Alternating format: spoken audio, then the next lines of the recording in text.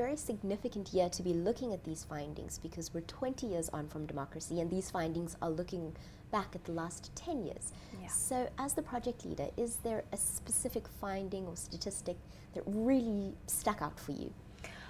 Sure, well, they all together tell a story. So can I mention a few? Absolutely. So one of them that I think is very significant is that over the past decade, South Africans have become less likely to agree that a united South Africa is desirable, right? First glance, this looks maybe not so good for reconciliation, that we want unity. But as we look at some of the other statistics, what becomes clearer and clearer is that South Africans are actually becoming more critical about what unity even means in a context where there's still inequality, where there's still conflict, where there's still a lot of stuff that we need to deal with. So it's not necessarily a bad thing for reconciliation. It's actually a sign of deeper maturity if South Africans are now being a little bit more critical. Hang on a minute, what is this unity? Is it actually useful to help us think through the legacy of our past? And this is another key finding, that in terms of remembering apartheid, we find that over the past 11 years, South Africans are less likely to agree that apartheid was a crime against humanity. So they're forgetting. That I find fascinating. Yes.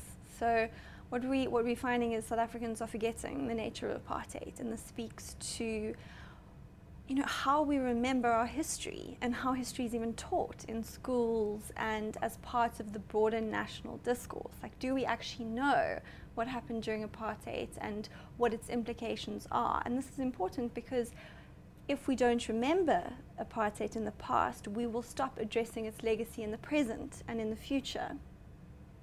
It's probably important to note at this point that that finding wasn't that South Africans are apartheid denialists all of a sudden. We're not saying that it didn't happen, but there is an entire generation of 20-year-olds who never lived through apartheid. And does your sample involve born frees?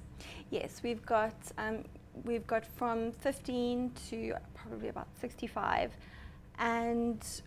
but one of the interesting findings across results is that age doesn't make much difference to perceptions of reconciliation. Race makes a lot of difference, but age doesn't.